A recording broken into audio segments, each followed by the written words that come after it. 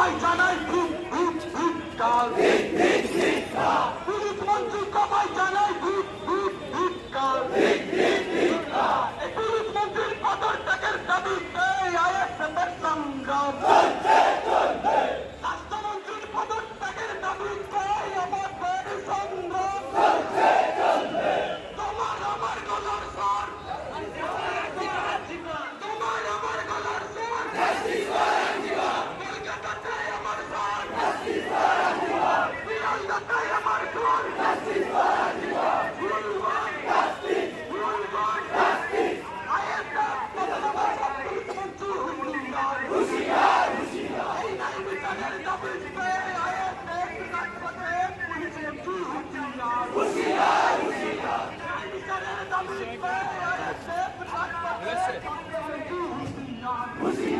কারো মা আছে, কারো বোন আছে, কারো স্ত্রী আছে, কারো মেয়ে আছে, প্রত্যেকটা বলছি সদাগর যেটার জায়গা থেকে এর আওয়াজ তুলুন, যেটার মতো করে তুলুন, যতটা ক্ষমতা আছে সেটা দিয়ে আওয়াজ তুলুন।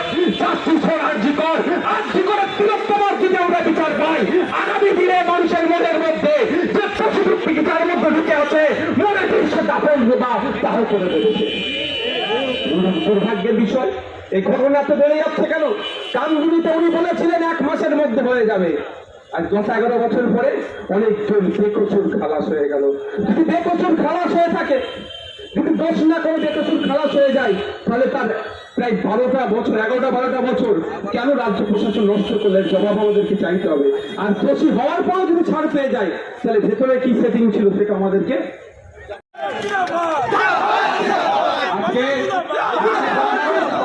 আমি নির্যাতিতার মায়ের একটা ভিডিও শুনছিলাম, সত্যি বলছি কতটা বেদনা তার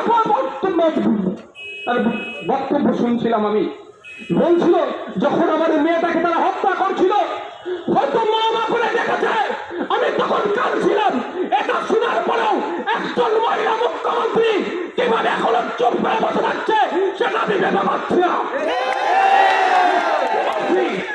আমি শুধু ওই ভিডিওটা ফিল করছিলাম, একটা মায়ের কত কষ্ট হয়েছে, মা কিভাবে বলছে তিলোত্তমা আমাদের দিদি, তার মাটা আমাদের মা, তার বাবা আমাদের বাবা, তার পাশে এখন উনি রাজার আমাদেরকে জনগণকে প্রজার মতো আচরণ করছে, তবে বেশি দিন টিকবে না।